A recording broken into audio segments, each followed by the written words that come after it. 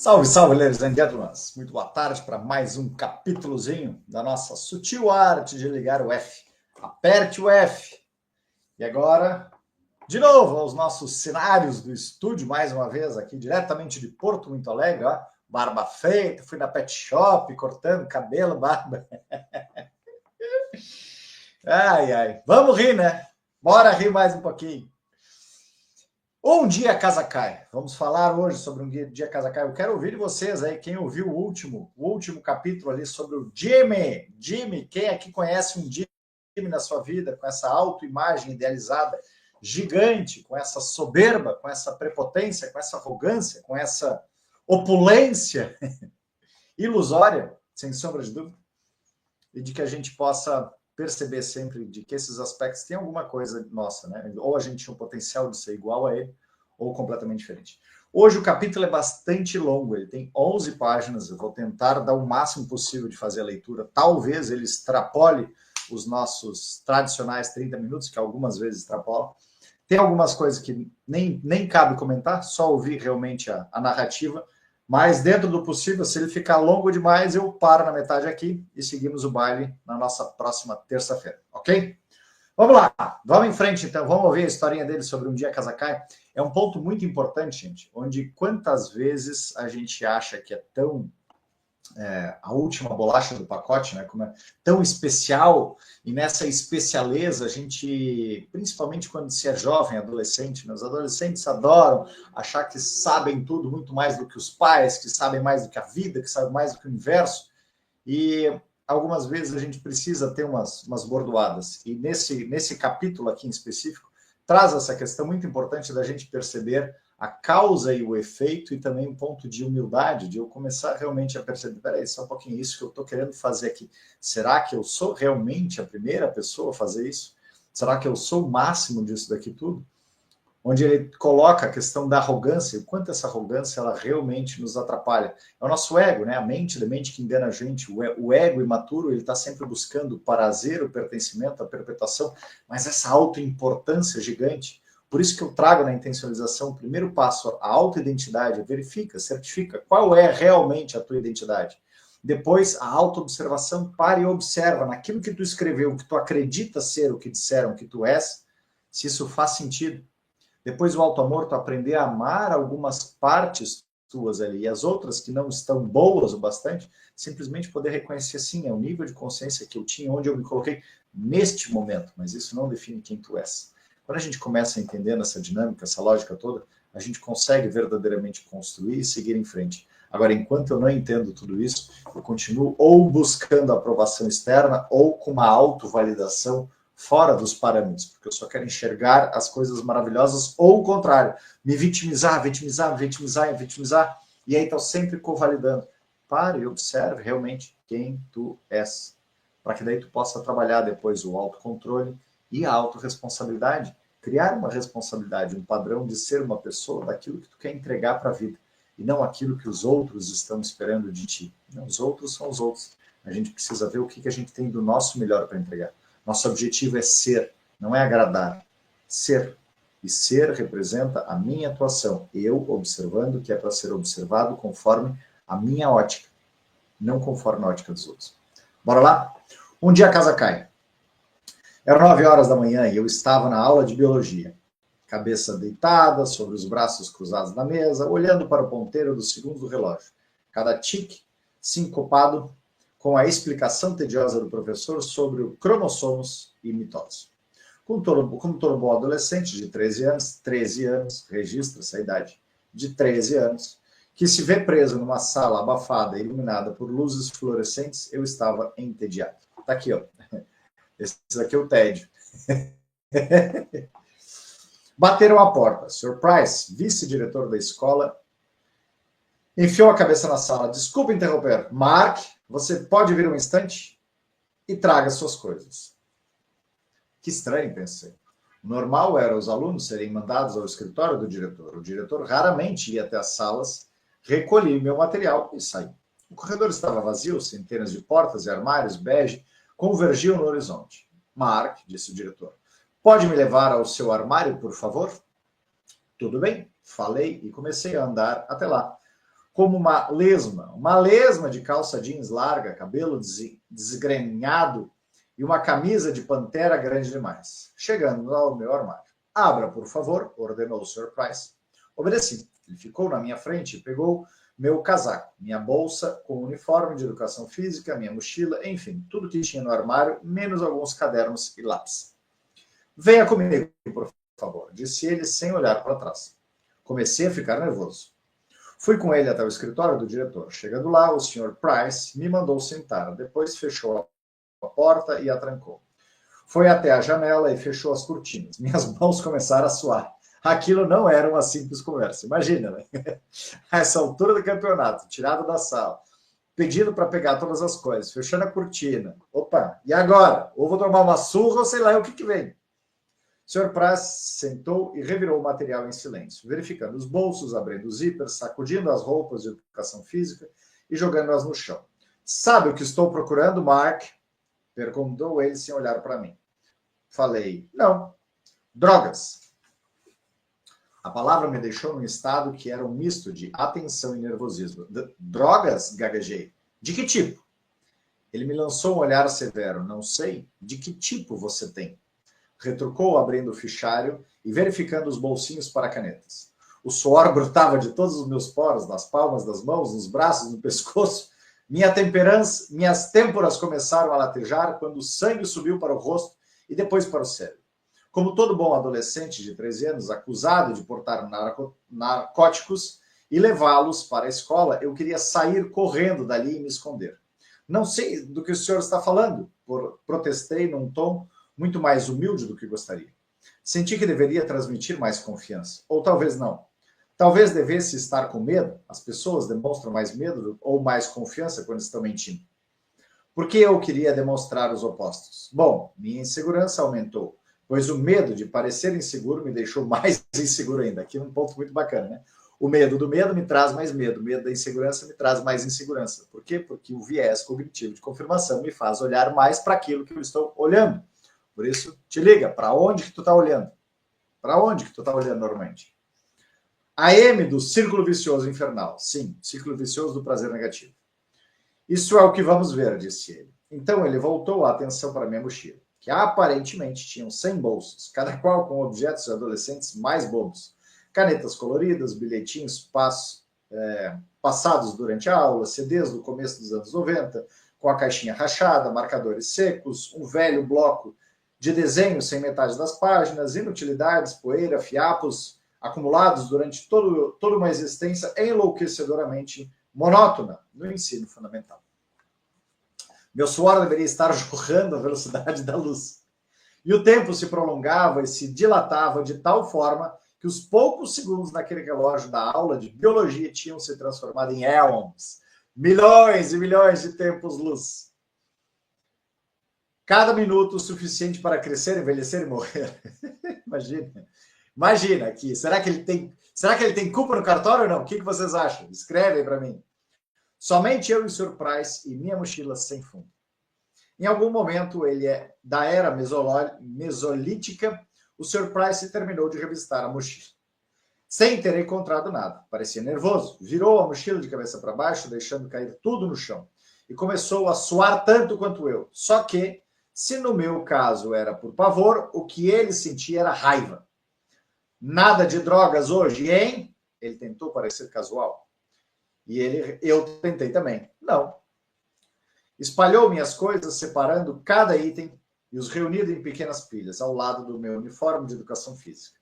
Meu casaco, minha mochila estavam agora esvaziados e murchos no seu colo. Ele suspirou e olhou para a parede. Como toda boa adolescente de 13 anos, trancado numa sala com um homem que acabou de jogar suas coisas no chão, furiosamente eu queria chorar. O Sr. Price analisou os itens espalhados. Nada ilícito ou ilegal, nenhum narcótico, nem mesmo algo que infringisse as regras da escola. Ele suspirou e depois jogou no chão também o casaco e a mochila. Então se inclinou e apoiou os cotovelos nos joelhos, o rosto na altura do meu. Mark, vou lhe dar uma última chance de ser sincero comigo. Se você for sincero, vai ser muito melhor para você. Se estiver mentindo, vai ser muito pior. Como se ouvisse a minha deixa Engoli em seco. E ele, agora diga a verdade, exigiu do Sr. Price. Você trouxe drogas para a escola hoje. Tentando conter as lágrimas, os gritos, querendo escapar pela garganta, encarei meu torturador e com tons de súplica, louco para me livrar daquele horror, adolescente respondi, não, eu não tenho nenhuma droga, eu não faço a menor ideia do que você está falando. Tudo bem, disse ele, sugerindo rendição. Pode pegar suas coisas e voltar para a aula. Ele deu uma última olhada na mochila vazia, jogando-a como uma promessa quebrada no chão da sua sala. Então, casualmente, pisou de leve na mochila. Uma última tentativa desesperada. Esperei ansiosamente que ele se levantasse e saísse, e assim eu poderia seguir com a minha vida, esquecer aquele pesadelo. Mas, porém, todavia, contudo, entretanto, senão, o pé dele encontrou alguma coisinha. O que é isso? Perguntou o Sr. Price, dando umas pisadinhas. Isso o quê? Disse o jovem. Ainda tem alguma coisa aqui.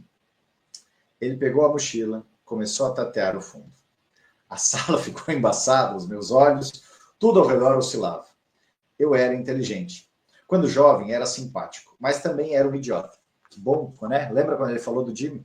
O maior problema das pessoas que se acham ser a mente brilhante, que acham que tem todas as respostas para tudo, é não reconhecer ser um idiota.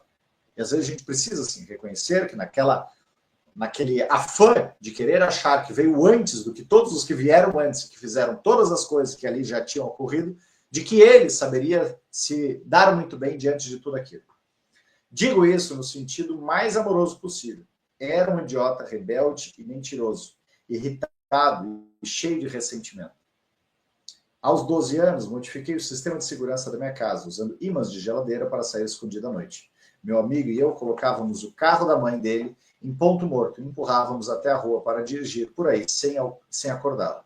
Eu escrevia redações defendendo o aborto, porque sabia que a professora de inglês era uma fanática religiosa. Outro amigo e eu roubávamos cigarros da mãe dele e os vendíamos atrás da escola.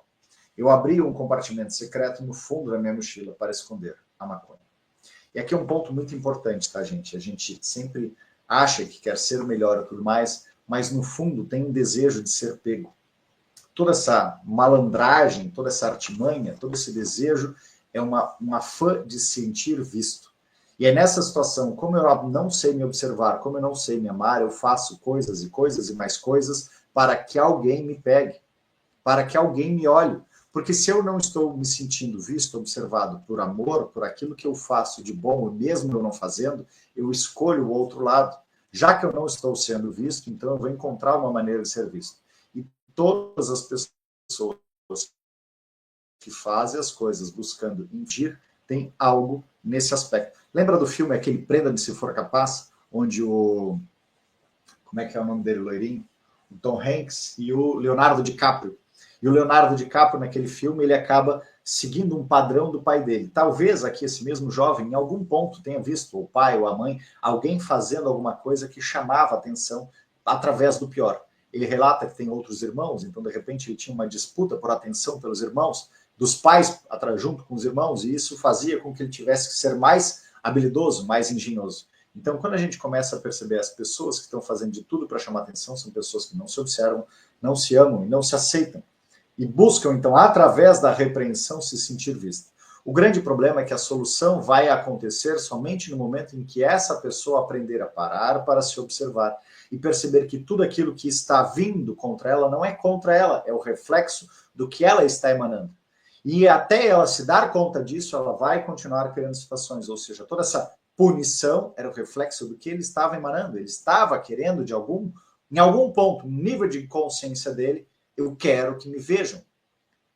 Como no filme do Aitonia, bem ou mal, ela queria que aquele namorado brigasse com ela, porque aquilo era uma expressão de amor. Amor para ela era apanhar, porque a mãe dela batia nela. Amor para ele é receber uma repreensão, porque de repente talvez não tenha tudo isso, ou teve dos irmãos, e aí ele não teve, e ele queria ter, e se sentia menos. É tão doido isso daí que uma vez, dentro dos meus processos de autoconhecimento, eu pude perceber essa situação. Meus irmãos apanharam, eu fui o único que não apanhei lá em casa. Eu me sentia pior por eu não ter apanhado. Doido, né?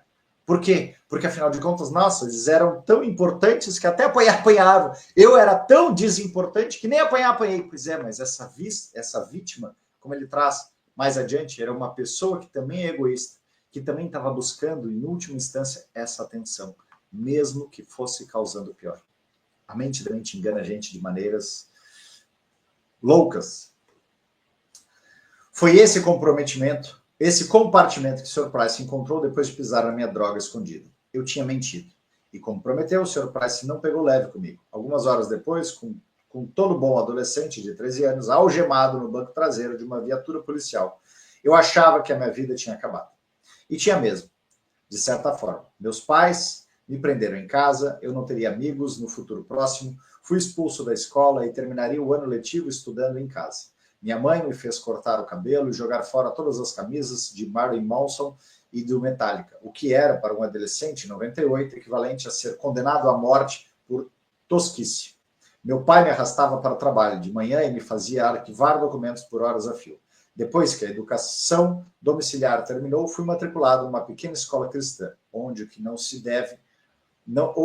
deve ser uma surpresa, eu não me encaixei muito bem. E quando, enfim, tomei jeito, entregando os trabalhos no prazo e consciente do valor de uma boa responsabilidade clerical, meus pais decidiram se divorciar. Estou contando tudo isso só para ilustrar como a minha adolescência foi uma bosta. Será que foi uma bosta ou será que ele simplesmente colheu aquilo que ele plantou? A gente não percebe, gente. Nós, antes de nascermos, planejamos tudo que a gente veio para viver. Então, antes de simplesmente classificar como uma bosta, porque na verdade eu estou achando que o externo é que estava moldando o meu interno, mas na verdade o externo estava apenas mostrando o espelho daquilo que eu escolhi para viver. E se ele tivesse escolhido para ver como é viver rebelde, eu já trouxe isso algumas vezes, a intencionalização traz isso. E se eu tivesse escolhido, se você hoje quisesse escolher viver de novo, fazer o seu colégio, você queria ser o CDF da turma, queria ser o rebelde da turma, queria ser esse que vendia papelotes na turma, queria ser o que sofria bullying da turma, cada vez a gente busca uma experiência, porque nós não somos esse corpo, nós somos uma consciência utilizando esse corpo para experienciar situações. E ele aqui escolheu viver experiências trash, mas ele traz isso como me traumatizou. Não traumatizou, ele simplesmente não sabia. Nunca leu Daniel Goleman, muito menos Mark Brackett, para entender que as atitudes, comportamentos e emoções são situações que nos trazem para nos forjar, para a gente evoluir, para a gente crescer. O externo nunca observou física quântica, nunca teve um curso de intencionalização para aprender que o externo é reflexo do interno. As leis do espelho e tudo mais. Quando a gente começa a entender essa dinâmica toda, a gente para de ser vítima, para de ficar culpando os outros, para de ficar recriminando, para de ficar achando que é vítima. Como Jung dizia, enquanto você não souber a causa das suas situações, você vai achar que o mundo é consequência, essas consequências foram casualidades, fatalidades. Não. É sempre consequência daquilo que está dentro de mim, do meu inconsciente. Perdi todos os meus amigos, meu ambiente, direitos legais, a família, no intervalo de 9 meses. Como diria a psicóloga que me atendia aos 20 e poucos, foram eventos traumatizantes pra cacete. Escolhas, eu diria. E passaria uma década e mais e pouco tentando entendê-los e deixar de ser um bestinha egoísta e arrogante. Sim. E a gente leva, às vezes, esse tempo e muito mais. Eu levei muito tempo também para entender. Felizmente, nesse muito tempo eu pude compreender que cada coisa veio no tempo certo, às vezes lá atrás, e por mais que eu tentasse entender toda essa dinâmica, toda essa lógica, não conseguia compreender, porque eu estava tão preso, assim como ele, no meu ego arrogante, no meu egoísmo, no meu individualismo, nas minhas dores, ninguém me ama, ninguém me quer. Pois é.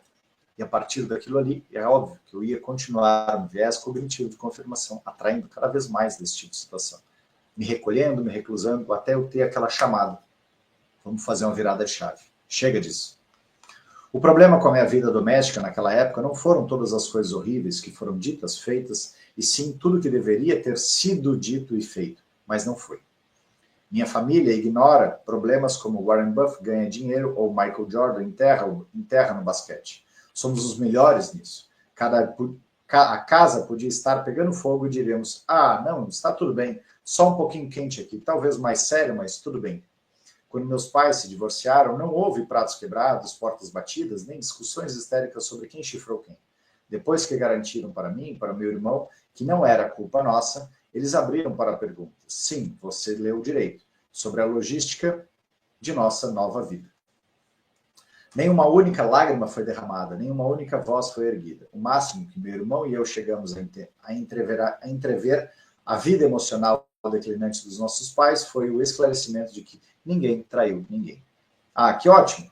O ar estava meio abafado ali na sala, mas tranquilo, tudo certo.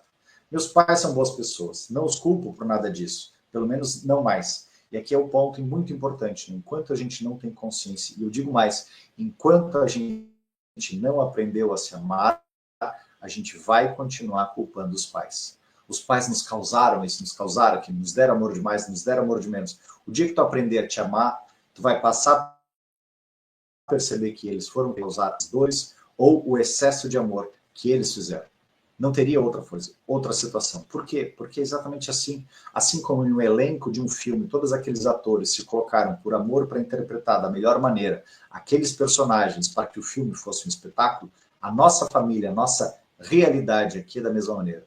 Todos nós, como consciência, nos colocamos a serviço desses papéis com profunda dedicação para interpretar e causar exatamente o que no nosso roteiro de vida estava estabelecido. Então a gente merece o nosso Oscar. A única questão que a gente precisa fazer é parar de ficar olhando para fora o tempo inteiro, começar a perceber o que isso diz respeito a mim, o que isso está causando em mim, o que isso me faz aprender, evoluir, compreender, para que eu possa sair desse lado mesquinho da separação, do egoísmo, do... Aqui, como é que ele fala outra coisa? De ser arrogante para ir para um altruísmo, para eu passar a me compreender integrado, presente, participante do todo. Eu amo os meus pais. Eles têm a própria história, a própria jornada, os próprios problemas, como todos os pais. E sem sombra de dúvida, todas as pessoas terão a própria jornada, a própria história, os próprios problemas, porque somos indivíduos, individuais, sozinhos, um só. Isso é que nos faz servir para essa grande consciência, para que ela possa continuar se expandindo. Agora, enquanto eu estou o tempo inteiro prestando atenção para o externo, eu não permito o crescimento, o desenvolvimento, a evolução. Como os pais deles tinham, e aqui vem um ponto que na intencionalização a gente fala, né? Exatamente esses campos mórficos. Nós escolhemos situações, como tem lá, por exemplo, as feridas emocionais. Qual das feridas já está no teu sistema? Ah, é a traição, como tem no meu, a humilhação também, negação, rejeição, separação, abandono. Qual é a ferida emocional que está repetindo no teu sistema familiar? Quando a gente começa a entender essa dinâmica toda, a gente para de ficar culpando e achando que é a última bolachinha do pacote. Não, eu simplesmente sou um voluntário para transcender isso, não para replicar isso. E como todos os pais, os meus, com os melhores das intenções, transmitiram para mim alguns de seus problemas, o que provavelmente também farei com os meus filhos. Aí ele vai fazer se ele quiser ou não. A partir do momento que a gente começa a se conhecer, a partir do momento que eu trabalho o circuito, por exemplo, da intencionalização, autoidentidade, autoobservação, autoamor, autocompreensão, autorresponsabilidade, eu tenho condições de mudar. Por quê? Porque cada um de nós veio como voluntário exatamente para transcender, não para replicar, não para fazer mais do mesmo. Se fosse para fazer mais do mesmo, a gente simplesmente ficava lá, é assim mesmo. Não, nós temos a capacidade criativa.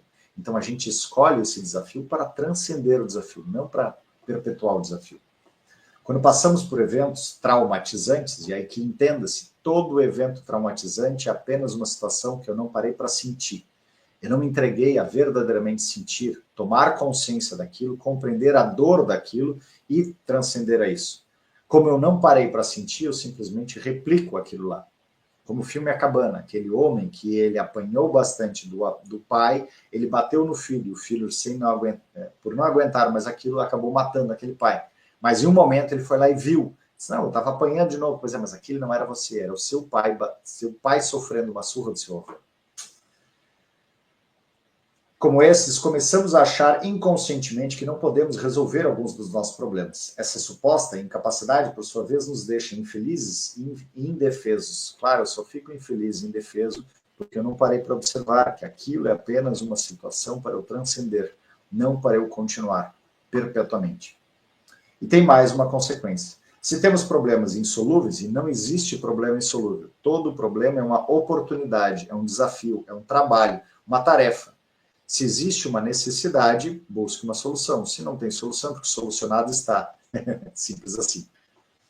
Nosso inconsciente conclui que somos, em certos aspectos, muito especiais ou muito imperfeitos. Sim, exatamente. A mente engana a gente e fica nos colocando. Ou eu tenho os problemas mais difíceis do mundo, ou eu sou tão ruim que todos os problemas do mundo vêm parar na meu colo. Que somos diferentes de todos os outros e que as regras não se aplicam a nós. Simplificando, nos tornamos arrogantes. Exatamente. Essa arrogância é a especialeza. Lembra? Eu tinha muito esse aspecto dessa arrogância, dessa especialeza, onde eu achava que só eu, em um momento, só eu era o terrível, o péssimo que não servia para nada. Depois, quando eu trabalhava com curas energéticas, nossa, eu sou o máximo. Como o Ricardo está normal, não, eu não posso ser normal. Eu sou além, eu sou over. Não, gente. Puro ego inflado. O sofrimento que passei na adolescência me colocou num caminho de arrogância, que segui por toda a parte do início da vida adulta. Enquanto a arrogância de Jim se manifestava no âmbito profissional, em que ele forjava um enorme sucesso, a minha se manifestava em meus relacionamentos, especialmente com as mulheres. Aqui tem um outro ponto muito importante para a gente falar. Meu trauma girava em torno da minha identidade, da minha intimidade e aceitação. Então eu sentia a necessidade constante de provar a mim mesmo que era amado e aceito. Como resultado, comecei a correr atrás das mulheres como um viciado. Em pó, se jogaria sobre um boneco de neve feito de cocaína, fazendo amor com êxtase para imediatamente depois sufocar qualquer sentimento. Virei um galinha, imaturo e egoísta, embora às vezes charmoso. E o que é o galinha, gente? O galinha é aquele homem que não se ama o bastante. Por ele não se amar, ele está o tempo inteiro buscando aprovação externa. Aquele homem que quer provar ser melhor do que o pai. E nessa busca incessante de querer provar ser, ele está procurando mulheres como a mãe. E ele não para nunca nenhum relacionamento. Então, aqui é exatamente o ponto de novo. Aquilo que ele estava demonstrando lá aos 13 anos do colégio é a mesma coisa. Ele queria que a mãe o salvasse, que ele fosse especial para a mãe. De certa maneira, ele conseguiu. O desejo dela era ter 100% a mãe, então ele foi educado em casa. Naquela educação em casa, ele teve aquela exclusividade da mãe dele, que aumentou ainda mais esse ponto de especialeza. E nesse ponto de especialeza, então, já que o meu pai não fez nada, eu então vou provar agora ser melhor. E continua numa busca incessante externa por amor, por mulheres, por pessoas, algo que chame a atenção. Pura falta de auto-amor. E passei quase toda uma década colecionando uma longa série de relacionamentos superficiais e doentios. Óbvio, por que seriam doentios? Porque eles iam trazer aquilo que era comum para ele. A falta de carinho, a falta de afeto, simplesmente aquele olhar apoiando. Não, tá tudo bem, tá tudo certo, tá tudo tranquilo. E emocionalmente ninguém estava sentindo nada. Não era exatamente sexo que eu queria, embora essa fosse a parte divertida. Era a validação, sem dúvida. Eu era desejado e amado, claro, pela primeira vez na vida, desde que me entendia por gente, e eu tinha valor. E é puro reflexo da falta de auto-amor. Quando eu não me amo, quando eu não me observo, eu busco constantemente as outras pessoas. Eu vou fazer de tudo para seduzi-las, eu vou fazer de tudo para desagradá-las, para ter a atenção delas. A gente oscila nesses dois extremos. Meu desejo de validação logo virou um hábito mental de enxergar a minha importância e de ser autoindulgente demais. Como tudo, nós temos de 40 a 70 mil pensamentos por dia. O que vai crescer é aquele que eu dou mais atenção. Se ele é bom, ele vai crescer. Se ele é ruim, ele vai crescer. A escolha é tua, a escolha é nossa, sempre. Eu me sentia no direito de dizer ou fazer o que quisesse, de trair a confiança das pessoas, de ignorar os sentimentos, e depois me justificava com desculpas esfarramadas. Por quê? Porque, de novo, ele criou o hábito. Lembra o hábito aquele do adolescente lá de fazer as coisas erradas para receber a punição do colégio? Isso se tornou um hábito para ele. Ao se tornar um hábito, ele simplesmente vai mudando os roteiros, os cenários, as formas, mas o hábito que está forjado continua o mesmo. A estratégia dele de chamar atenção era por fazer o pior dele. E como essa era a estratégia, ele continuou fazendo de novo, de novo e de novo. Embora esse período tenha tido seus momentos de diversão e emoção, embora eu tenha conhecido algumas mulheres maravilhosas, minha vida era meio que um constante caos. Óbvio, porque tu continua na busca incessante de amor, de atenção, de aprovação. Vivia desempregado, dormindo no sofá dos amigos ou morando com a minha mãe e bebendo muito mais do que deveria, me afastando de vários amigos. E quando conheci uma mulher de quem realmente gostava, meu egocentrismo não demorou para estragar tudo. Quanto mais profunda é a dor, mais impotentes nos sentimos diante dos problemas e mais arrogantes ficamos em compensação. Discordo, gente. Quanto mais dura é a dor, significa aqui uma grande possibilidade de crescimento. Mas a dor só se torna mais dura pela negação. Quanto mais eu nego, quanto mais eu me negligencio, quanto mais eu excluo aquela dor, aquele ensinamento, aquele aprendizado, mais isso me castiga, mais isso me afugenta, mais isso me separa de mim. Lembrando, gente, nós viemos aqui para ser. E como é ser, eu preciso perceber o que eu estou vivendo. É o tempo inteiro. O que eu estou vivendo, o que eu estou vivendo, o que eu estou vivendo. É como se a gente fosse o filme aquele do Jim Carrey, Truman Show, só que ao invés de os espectadores ficarem olhando o tempo inteiro o que é a vida do Truman, nós estamos vendo, eu estou vendo e observando o que é a vida do Truman Show, o que é a minha vida. Só que a gente não foi ensinado isso por quê? Porque pessoas que aprendem a se observar, aprendem a se amar, aprendem a ter autocontrole, autorresponsabilidade, não são manipuláveis. E a Matrix não quer isso. A Matrix quer que a gente sinta culpa, que a gente sinta medo, que a gente sinta inveja, insegurança, que busque o pertencimento. Ah, o clube das joaninhas, não sei o que lá, o clube dos playboyzinhos, não sei o que. E aí nessa situação a gente vai encontrando coisas, buscando o tempo inteiro a atenção externa. Tem um aspecto muito bacana que ele traz mais adiante. Essa arrogância pode funcionar de dois jeitos. O primeiro, eu sou incrível e vocês são os merdas, então mereço tratamento especial, ou eu sou um merda e vocês são incríveis, então mereço tratamento especial. Como eu tinha dito antes, exatamente. Toda vez eu estou buscando tratamento especial, ou por eu ser especial, ou por eu não ser especial. Em suma, o que se busca sempre é a atenção. O ego quer atenção. Então, se o ego quer atenção, para de buscar atenção externa e começa a tu te dar atenção. Quando tu começa a te dar atenção, tu começa a perceber quais são as tuas qualidades, quais são os teus talentos, quais são as tuas virtudes, e a partir disso tu pode crescer, tu pode te desenvolver cada vez mais. Por exemplo, uma coisa muito, muito interessante, né? Ainda outro dia estava vendo com vários clientes passando por uma situação de escassez. Eu digo, deixa eu trabalhar um pouquinho mais isso aqui. Como é que é sentir a escassez? Como é que é causar a escassez? Ah, eu não tenho dinheiro, não consigo, eu não tenho dinheiro. Como é que é sofrer a escassez? A outra pessoa dizendo tudo isso, eu não tenho dinheiro, não consigo, eu não tenho dinheiro. Tá, ok. O que me causa isso? Ah, me causa uma raiva, vontade de dizer às pessoas, nossa, vai, te vira. Ok. E quando a gente trabalha a abundância? O que é abundância? Como é que é sentir abundância? Como é causar abundância? No causar abundância, eu percebo que eu tenho tantos talentos que eu estou compartilhando.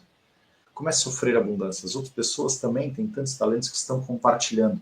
Ou seja, a diferença da escassez para a abundância é que na escassez eu não consigo reconhecer os meus talentos. Eu não reconheço quem eu sou. A minha capacidade mínima de, sei lá, de arrumar a minha cama, de lavar a louça, ou como meu pai dizia, quando ele veio morar em Porto Alegre, ele disse, o primeiro curso que eu fiz foi curso de datilógrafo, para que se nada desse certo, se meus pais morressem alguma coisa, eu não ia morrer de fome. Eu sabia o que fazer. Então pega, eu tenho certeza que tu, na tua idade, de alguma maneira, tem alguma coisa que tu sabe fazer. E pare, começa a observar aquilo que tu sabe fazer e dá o teu melhor. O externo compensa aquilo que a gente faz com amor, com paixão. Quando eu faço isso com bem-aventurança, o externo traz o reconhecimento. Agora, quando eu faço isso com o propósito do dinheiro, ou de ludibriar, ou de agradar os outros, aquilo não tem força. E como não tem força, o externo vai continuar mostrando, porque na verdade o teu viés está da confirmação daquilo que tu não é. Por quê? Porque tu não acredita que tu é aquilo. Agora, quando a gente passa a acreditar que a gente tem essa capacidade, a gente pode ir em frente, a gente pode muito mais. Barato isso, né? Então, por fora, são mentalidades opostas, mas por dentro é o mesmo recheio, cremoso de egoísmo. Na verdade, é comum a gente ver gente arrogante alterando entre um pensamento ou outro. Ou estão no topo do mundo, ou o mundo desabou sobre eles, dependendo do dia ou de como estão lidando com seus vícios naquele momento. E aqui é exatamente essa falta de autoobservação. Quando eu não me observo, quando eu não me percebo, eu não percebo nem as minhas dádivas, nem os meus talentos, nem os meus valores, e aí eu também não consigo encontrar, quando vem aquela vozinha, a sementinha da praga brotando ali, dizendo, nossa, tu também não serve, tu não presta para nada, não sei o que lá, eu não consigo encontrar argumentos, elementos para poder provar que não. E aí eu fico sempre acreditando nas coisas que os outros dizem, ao invés de eu verdadeiramente perceber quem eu sou. De novo, e de novo, e de novo. Ah, vai dar tempo, gente. Falta pouquinho aqui. Grande parte das pessoas percebe na hora que alguém como Jimmy é um completo imbecil narcisista, porque ele deixa bastante óbvia a sua autoestima delirante, completamente delirante. A maioria não identifica como a maioria não identifica como arrogância é um comportamento daqueles que se sentem sempre inferiores e indignos do mundo. Interpretar tudo na vida como vitimismo constante exige tanto egoísmo como uma atitude oposta. A mesma quantidade de energia, de autocentrismo delirante são necessários tanto para acreditar que você tem problemas insuperáveis quanto que não tem problema algum. Percebe a loucura? É exatamente isso. É sempre a mesma energia. Por isso que eu digo, quando tu tem algum problema, alguma situação, ao invés de tu ficar focando em colocar energia para ver mais daquele problema, para e sente, trabalha o RMR, ressignificação de memória episódica reduzida. Sente aquilo ali na hora, trabalha, libera. No que tu liberou aquilo ali, pronto, agora tu trabalha o amor, a autossugestão mental original reduzida, para que tu possa então voltar a perceber quem tu verdadeiramente é. É tipo tu olhar na tua hortinha, olha, tá brotando uma praga, vai lá, olha aquela praga, tira a praga direitinho, depois coloca mais um pouquinho de adubo naquela planta que tu quer que cresça. É viver uma vida com intenção e não viver uma vida com medo, sofrendo, sempre aguardando com que os outros vão fazer, causar. Sei lá, eles vão me trazer aquilo que eu estou precisando para o meu aprendizado, não exclusivamente o que eles querem. A verdade é que não existe problemas únicos e pessoais. Nada é pessoal. Se você tem um problema, é provável que milhões de outras pessoas já tenham passado por isso antes de você. E estão passando agora ou virão a passar no futuro, inclusive conhecidos seus. Isso não diminui o problema nem anula a dor. Isso não significa que você não é legitimamente uma vítima de algumas circunstâncias. Muito menos que você é o especial de que está passando por aquele problema e é a única pessoa que está passando por aquele problema. Por isso que hoje existem os grupos de autoajuda para isso, grupo de autoajuda para câncer, grupo de autoajuda para pessoas que apanham, para bullying, não sei o que lá, para que as pessoas, e não é para ficar aquele grupo de ficar todo mundo se lamentando, querendo provar um para o outro qual é o tamanho da dor. Não, é para que tu possa começar a perceber que tu não é tão especial quanto tu acha. Nessa especialista de achar que teu problema é único. Não, teu problema não é único, existem outros graus de piores ou mais a menos desse mesmo problema, mas as causas, porque todos nós somos voluntários, somos 8 bilhões de pessoas buscando viver essas situações na inconsciência para expandir a grande consciência, a serviço disso. A verdade, não, aqui, significa apenas que você não é especial. Bingo. Geralmente, essa constatação de que você e seus problemas não são mais graves ou mais dolorosos do que os outros é o primeiro passo, assim como o mais importante para resolvê-lo. Sim, o primeiro passo é tomar consciência. Enquanto eu não tomo consciência, por isso que na autoidentidade depois vem a autoobservação. Eu preciso tomar consciência daquilo que eu estou dizendo que eu sou. Será que realmente eu sou isso ou não? Mas parece que cada vez mais gente, principalmente entre os jovens, esqueceu isso. Professores, educadores notam uma falta de resiliência emocional e um excesso de demandas egoístas nos jovens de hoje. Por quê, gente? Porque está faltando a educação emocional. E claro, havia um interesse, a Matrix não quer que as pessoas saibam se prover, não quer que as pessoas sejam abundantes, não quer que as pessoas sejam promissoras. Só que já está caindo, tem muita gente que está se percebendo disso. Tem muita gente que está parando de ficar só nos seguidores, nos haters, nisso, naquilo, olhando para fora. Isso traz um vazio, essa constante de ficar rolando páginas e tudo mais em cima de conteúdos. Para e reflete, dedica de 15 a 22 minutos por dia para te observar. Quando tu faz isso todo dia, criando silêncio, criando aquele padrão de um mindset tranquilo, tu tem condições de crescer, de evoluir. Agora, enquanto tu está o tempo inteiro buscando a aprovação ou a desaprovação externa, tu nunca vai saber quem tu é. Se tu não sabe quem tu é, tu não sabe o que crescer, tu não sabe o que evoluir, tu não sabe o que aprender, tu não sabe o que tu sabe. Mas aprende, por favor, aprende a te observar.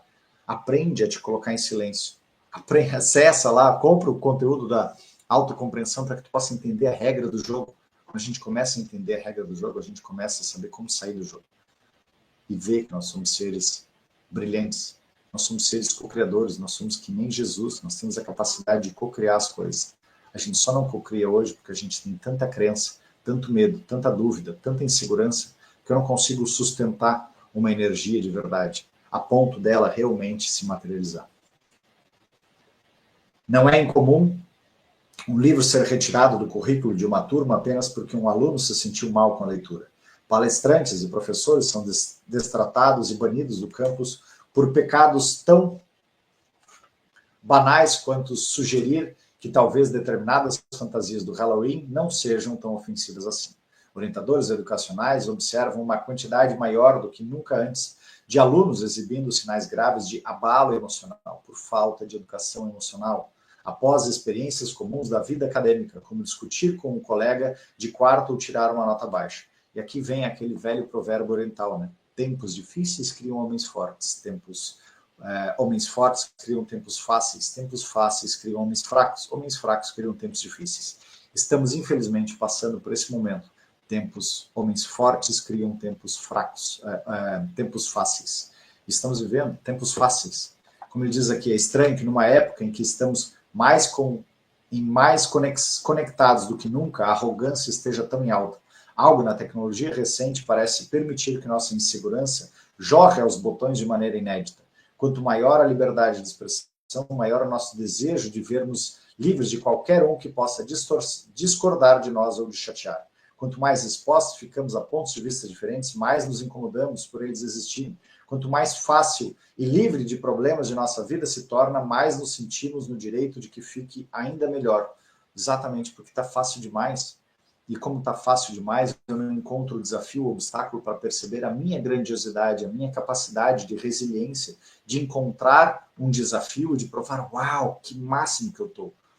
Por esse excesso de ganhar tudo de mão beijada, vem esse excesso também de comparação ou de necessidade de ficar observando os outros validarem. Só que a validação dos outros, imagina outros validando o teu conteúdo, sendo que eles não sabem o que é bom para eles também, eles estão simplesmente numa validação superficial. É exatamente o que eu trouxe numa live de segunda-feira. É como a bolsa de valores do mercado imobiliário dos Estados Unidos. Lembra aquela bolsa imobiliária? Estava lá uma especulação, não, porque vai subir, daqui a pouco deu um grande crash. É isso que a gente está vivendo. Nós estamos vivendo a bolha da autovalorização, na busca externa de valorização. Não, minha vida hoje vale quantos likes, quantos seguidores, quantas curtidas eu tenho. Não, pelo amor de Deus. Tua vida vale o que tu entrega de melhor. Sai disso daí. Volta a te observar. Volta a perceber qual é o teu talento, qual é a tua capacidade, qual é a tua entrega. E faz cada vez o melhor da tua entrega. Quanto mais tu vai trazendo o melhor da tua entrega, mais tu pode verdadeiramente ser. E ao verdadeiramente ser, isso vai trazer autenticidade. A autenticidade traz o resultado, as pessoas, o universo, ele traz de volta aquilo que tu está emanando. Seja autêntico. Seja quem você veio para cá para ser. Os benefícios da internet e das redes sociais são incontestavelmente fantásticos. Este é o melhor momento da história para se viver, por diversas razões, mas talvez tais tecnologias estejam gerando efeitos colaterais inesperados na sociedade. Talvez as mesmas tecnologias que libertaram e instruíram tanta gente estejam inflando a importância que damos a nós mesmos. E aqui terminamos esse capítulo. O próximo vai ser a tirania do excepcionalismo.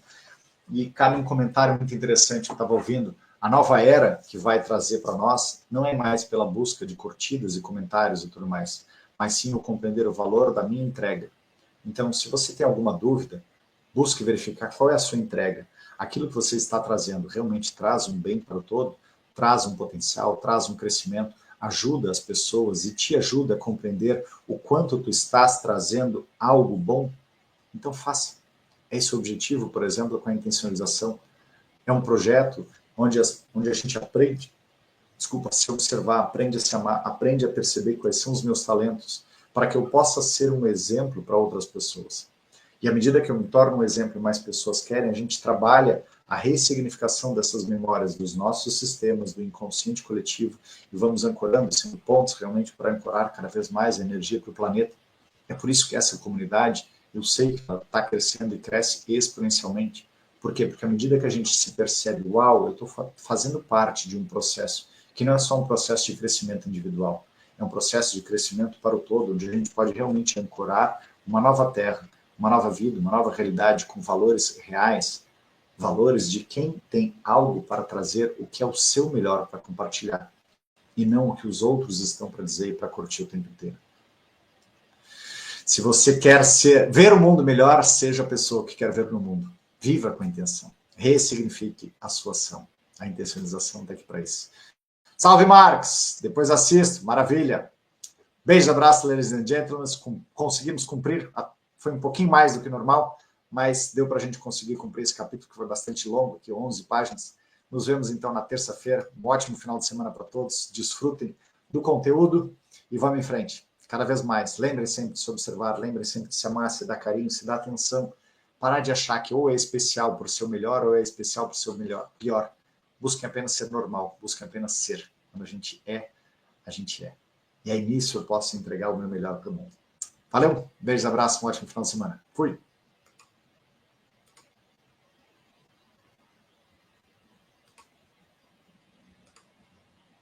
Aqui, eu tenho o botão errado.